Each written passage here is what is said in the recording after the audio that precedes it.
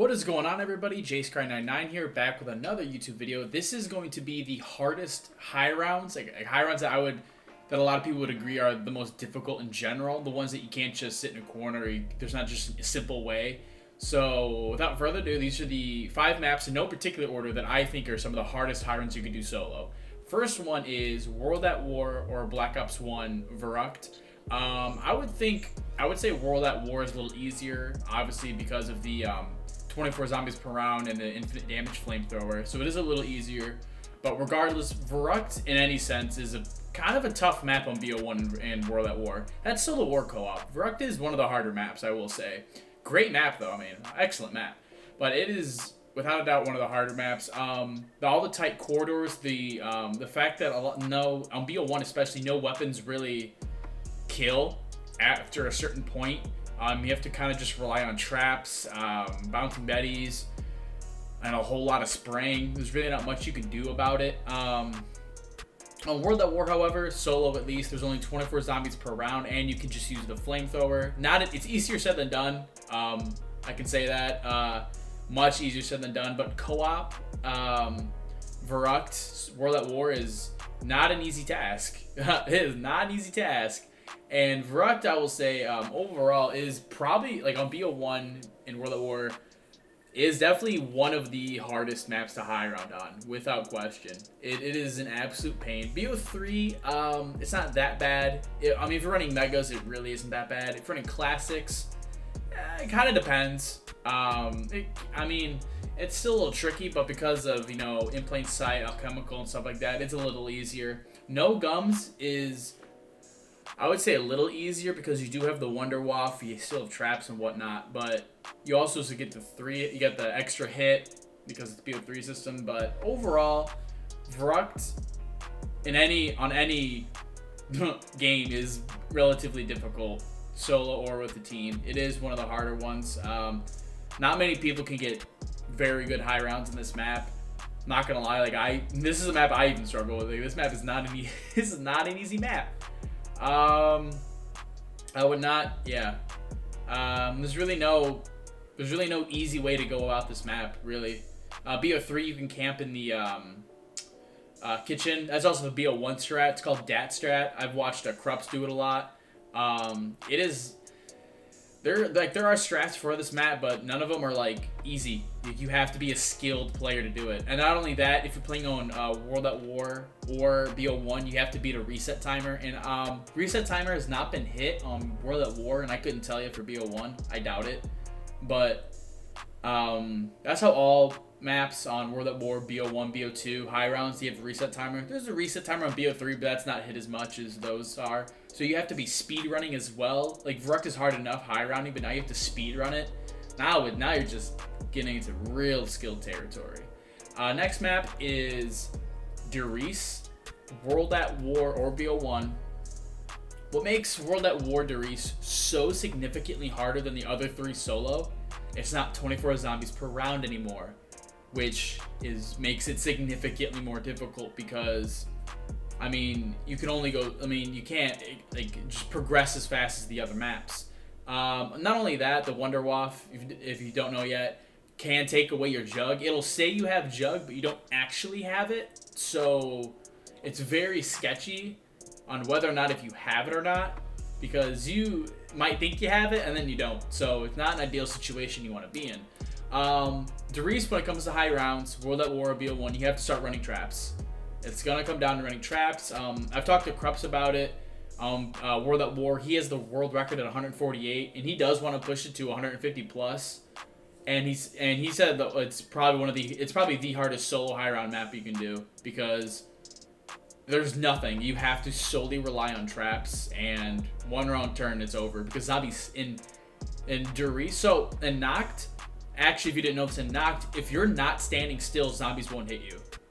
As long as you're moving, zombies won't hit you. Krups taught me that. Krups taught me about everything I need to know about BO1 and World at War. But that changes throughout the maps.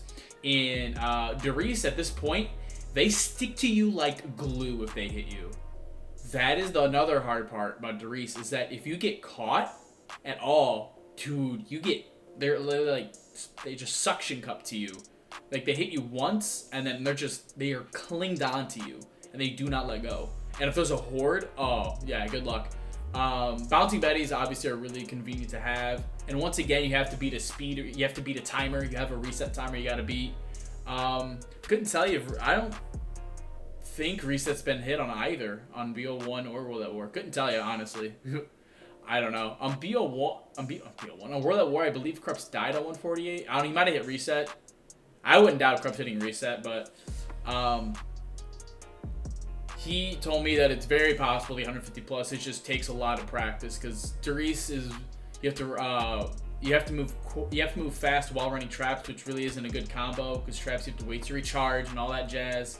Dogs are also incredibly annoying, but yeah, I mean Darius and when it comes to a team, I mean you camp the catwalk as long as you can, and then as a team you have to run traps. You really want to keep going. You could do the strat where you train in the spawn and one guy just shoots a Wonder Waff. I mean, that is a strat until you run out of ammo. Then you have to do box swaps, and once again, it's much easier said than done. It can be a total pain to get a high round with a team on that map past a certain point. But yeah, another map that is just on BO1 World at War. BO3, it's not that bad because of AATs. BO3, if you don't know, this is the highest 4-player game in the world. I mean, unless you count D Machine, which, I mean, doesn't really count. But round 147 on Darius on BO3. That was with classic guns, too. That wasn't even with megas. With classics, it got round 147. It took like 80, 90 hours, something like that. So, obviously, it's significantly easier than BO1 World at War. Easily just because AATs. No other reason. That's basically it. Again, easier said than done. You have to have people training in spawn while another guy is shooting AATs, and there's a whole process to it. And I think Ban My Xbox has the record with his team, and man, dude, that's a good game. That is a good game. It's like the best 4-player game ever. It's so good. I love watching it. Anywho, the next map is Call of the Dead. Call of the Dead, I've only played like 5 times in my life. I was not a fan of Call of the Dead. And never really liked it. So when I was playing it the other day, and that was like the first time I played it in a long time. Well, actually I played it on my birthday. And we did the Easter egg for the first time ever for me. But I've only played the map very few times. I actually got the VR11 for the very first time. Never used it before, never touched it before. And I was like, oh, let's go. Let's see how this thing is. Solo, that thing sucks. It is the most useless thing I've ever used in my life. It is so pointless. It is so useless. I don't know.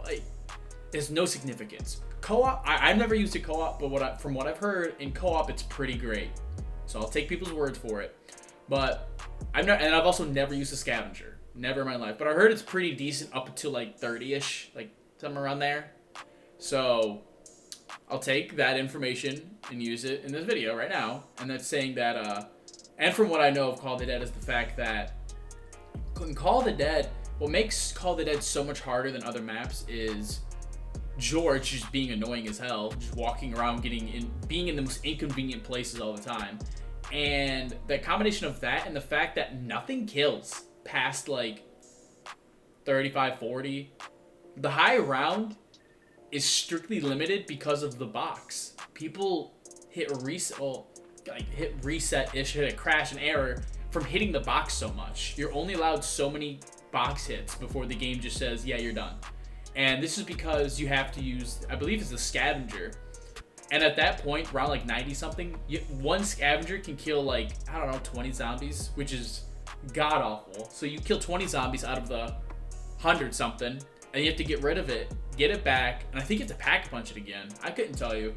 I don't know. I just know the high round is an absolute pain. It's one of the lowest solo high. It might be the lowest solo high round. I think it is the lowest solo high round. It really might be. Cause it might be because it's under 100. It's 94, 91, something like that. I don't know. But anywho, it's difficult, very difficult. When it comes to being with a team, it's a little easier because you have 4 people shooting. You know, you have 4 times the firepower. However, that being said, there's also more zombies. Once again, not an easy high round. And then just George in general is annoying. Because if he gets an inconvenient place and then he does is like, I'm mad, or, does literally anything that's just annoying, he stuns you, and he stuns nearby players. And if you get stunned with a horde, yeah, it's over for you. Over. Found that out the hard way, actually. That's how I died in the game. But yeah, Call of the Dead is definitely one of the harder high rounds in my book. I've never enjoyed it, so I can't say too much about the map because I've never played it too much, but I can say it is hard. I think anyone can agree with me that Call of the Dead is one of the harder high rounds, strictly for the fact that you need good box luck, good everything. And now, all right, sticking to a lot of these aren't Black Ops 1. Shangri-La. Oh man, bro. Shang. What a map. Shang is a great map. I love Shang. I love the atmosphere about it. I love everything about Shang. I think the hard part about Shang is the fact that it's the combination of there just being so much, like there's just so much going on that if you lose track, it ends your game. Monkeys coming in, the fire zombies, the screechers or screamers, whatever you want to call them. It is a nuts high round. It is not an easy high round. First of all, you got to get the baby gun, which in of itself a pain, an absolute pain. That is one of the hardest weapons to get out of the box. And once you get the baby gun, if you know what you're doing, it is easier if you know what you're doing because, for example, if you get a double points drops, you can use monkeys to convert it to a max ammo. I'm not good enough at Shang to pull stuff off. If you don't know, once again, I'll bring him up, Krups. He is doing BO1 right now. I've been watching him for days. Dude, this man can time a max ammo for the monkeys perfectly every time. Once you get the hang of it, once you learn the pattern, you learn the timing, it does become much easier. But until you learn that, like, you perfect it, you have to perfect it. Before you get to that point, it can be very difficult. Because if you miss the monkey, not only did you lose a max ammo, you lost any drop in general. So it's like, you could have at least gotten an insta-kill or a nuke or something kind of helpful, but you got nothing. So that blows. There's really no camping spots anywhere. Training is kind of a pain with the mud, with the spikes, with zombies just coming out from everywhere, monkeys being annoying, zombies coming out of the roof or ceiling or rocks, whatever, hitting you. It's very intense. And with it solo, you can do camp where Deadshot's at. I don't know where the Semtex wallbay is. There is that's the strat you move to go higher on, to move fast, speed run, all that. And if you know what you're doing, it's easier said than done. If you really know what you're doing, it's pretty it's not that hard. But if you don't know what you're doing, you will die in probably a round or two. It's difficult. It is one of the harder high rounds, one of the harder speed runs. Then you also have to keep track of drops for high rounds, which is annoying. Again, got to be at a reset time. The world record is 206 by Furret, right? I believe that's right. I know it's 206, but yeah, he hit reset. So which means to beat him, you have to get to a higher round than him, faster than him, which is what Krups is trying to do. He's trying to move as fast as possible to get to the highest round possible.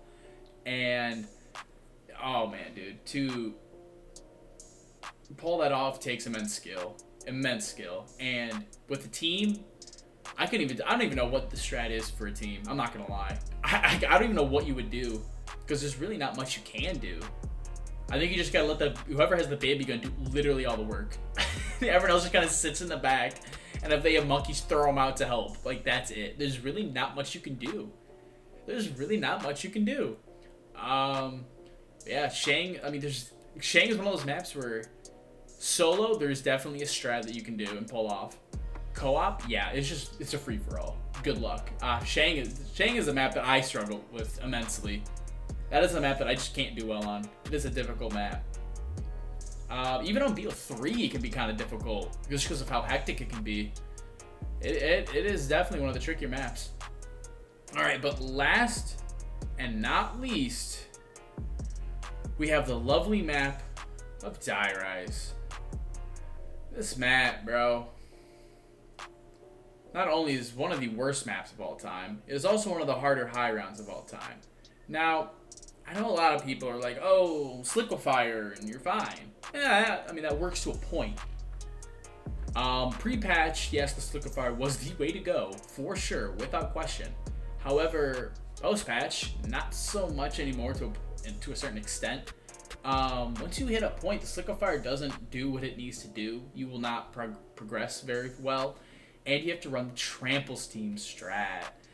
And that is one of the hardest strats in zombies, and one of the most annoying long strats. Like, I could be wrong, but I heard this from someone who's, I don't remember what his name was, but he, big high round guy. He said once you Trample Steam strat 100 plus, it's like a 3-hour long round. Are you kidding me? You can get to around 100 twice on D Machine, and the time it takes you to do one round on Die Rise. Like, that's just disgusting. Oh, imagine, bro.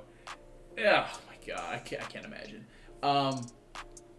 That and the combination of the fact that if you want to go anywhere, you have to jump from a ledge, you have to wait on an elevator and all that jazz. So if the elevator's not there, you have to keep waiting.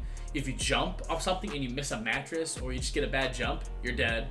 You fall off the map, game over. Like, it's such a, you make a mistake, game over map. It's a very, you cannot make a mistake at all. You get hit by a zombie and then go down the elevator shaft, dead. It's just, no matter what happens, if you have the slightest mistake, it's game over. And when you're playing with a team, I mean, same deal, except now everybody's dying. And now you have to rely on reviving people. And it's just, Die Rise is such a difficult map. You can Sliquifire up to a point, but it drops off, and when it does, you run out of ammo. You Trample Steam strat, and that is a hard strategy. That's one of those strategies that, like, if someone could pull off, like, well and do it very well, that's an accomplishing thing for a high rounder, because that is such a difficult strategy to do. Because you have to train at the little buildable table. You have to train right there in that little area, place a Trample Steam, and then run by and get them all clumped up on that Trample Steam, get it to kill all of them, and then repeat. Repeat. Just keep doing this for hours on end. The world record is 140. I couldn't tell you who has it, but he also got the no power record. He went 125 rounds no power. Couldn't tell you how he did it. Man's godly. And then he turned on the power and then went to 140. And I believe, did he die? He either killed himself by jumping off the map, like everyone does when they're sick of the map, or he died. I couldn't tell you, but regardless, 140 is absolutely broken. Like, that is just unreal. Especially 125 no power. I mean, this man's just different. But this map is difficult, and oh man, it is one of the harder maps, especially early round setup, because you have to not only travel from one building to the other. Again, you miss a jump, game over. You get hit, then take fall damage, game over. Fall damage, game over. You simply spawn in, game over. It's just, and then it's just the combination of it being really difficult and just a terrible map in general really just adds to the flavor, It's just not an ideal map, but anywho, yeah, these are the 5 maps I would think are the most difficult maps to do. Solo, co-op, these are some of the most difficult high rounds you could possibly do. If you think you can pull it off and think you're good at the map, go for records, do it, man. I mean, these are if you get super high rounds, these are accomplishing maps. These are maps that if you get like 100 on, you can flex pretty hard. If you get 100 on Call of the Dead, you will be one of the greatest ever, considering it's not really possible. I believe with perfect box RNG, the highest round is like 96, 97. So if you get 100 on Call of the Dead, Godspeed. You are the greatest ever. Anywho, that is it. That's going to wrap up this video. I'll see you all in the next one. I plan on having several videos come out within the next couple weeks. I've been busy with school just started, so I'm figuring out a schedule. I gotta get streaming back together. I have to move, so I just got a lot going on. So I will see you all soon. Have a great day. Have a great night. Laters, y'all.